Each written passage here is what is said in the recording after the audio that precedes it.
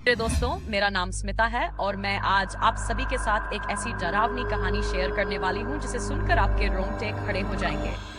इस कहानी का नाम है लास्ट कॉल फ्रॉम दुर्गापुर। कहानी की शुरुआत होती है कोलकाता में रहने वाले एक युवक अभय से, जो अपने रोजमर्रा के जीवन में बहुत ही साधारण इंसान था। लेकिन उसकी जिंदगी एक रात में ऐसे मोड़ पर आ गई जिसे वह कभी भूल नहीं सकता। उस रात अभय देर रात ऑफिस से लौट रहा था। सड़कें सुनसान थीं और हवा में अजीब सी सिहरन थी। अपने फोन पर गाने सुनते सुनते उसने देखा कि उसका फोन बज रहा है। स्क्रीन पर लिखा था अननोन नंबर। अब बताइए, इस समय कौन कॉल करता है ना अजीब। अभय ने कॉल उठाया और दूसरी तरफ से एक धीमी कांपती हुई आवाज आई, अभय, दुर्गापुर मत जाना। अभय हक्का बक्का रह गया। कौन था ये? कैसे जानता था कि वो अगले हफ्ते दुर्गापुर जाने वाला है? तभी कॉल कट गई। उसने उस कॉल को नजरअंदाज करने की कोशिश की और सोचा कि ये किसी का मजाक होगा। लेकिन आप जानते हैं ना, मन का शक आसानी से नहीं जाता। अगले दिन ऑफिस में एक साथी से बातों बातों में अभय ने उस कॉल का जिक्र किया। दोस्त ने हंसते हुए कहा, अरे भाई, हो सकता है तेरी एक्स का प्रैंक कॉल हो। सभी हंस पड़े और माहौल थोड़ा हल्का हो गया। पर हंसी में छुपा डर अभय के चेहरे पर साफ दिख रहा था।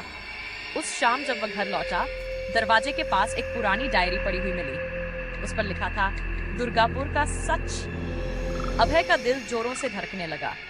उसने जैसे ही डायरी खोली, उसकी आंखें फटी की फटी रह गई। उसमें लिखा था कि दुर्गापुर के एक पुराने बंगले में एक परिवार की रहस्यमयी मौत हुई थी और जो भी उस जगह गया वह वापस नहीं लौटा। ये सब पढ़कर अभय की नींद उड़ गई। अगले दिन वह एक स्थानीय बुजुर्ग से मिला, जिन्होंने बताया कि वह बंगला आज भी श्रापित है।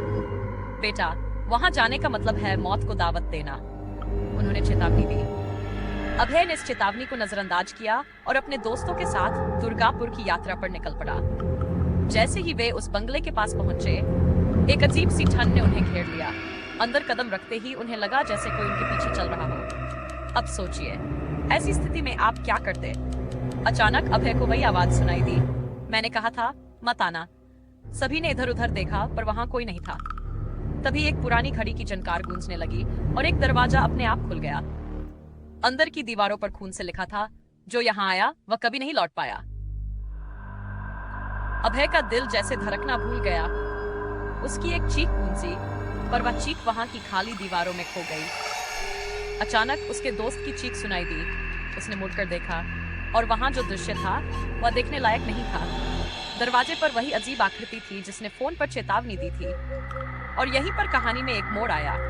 बंगले के बाहर भागते हुए अभय को एहसास हुआ कि वह हर बार दरवाजा पार करने के बाद उसी कमरे में लौट आता है। ये एक अंतहीन जाल था, एक ऐसा चक्कर जिसमें फंसा हुआ इंसान कभी बाहर नहीं निकल सकता।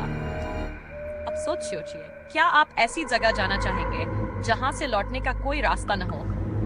अगर इस कहानी ने आपके दिल की धड़कन बढ़ा दी है तो नीचे लाइक और कमेंट करना न भूलें। और हाँ, इस चैनल को सब्सक्राइब जरूर करें ताकि आप हर नई कहानी के साक्षी बन सकें।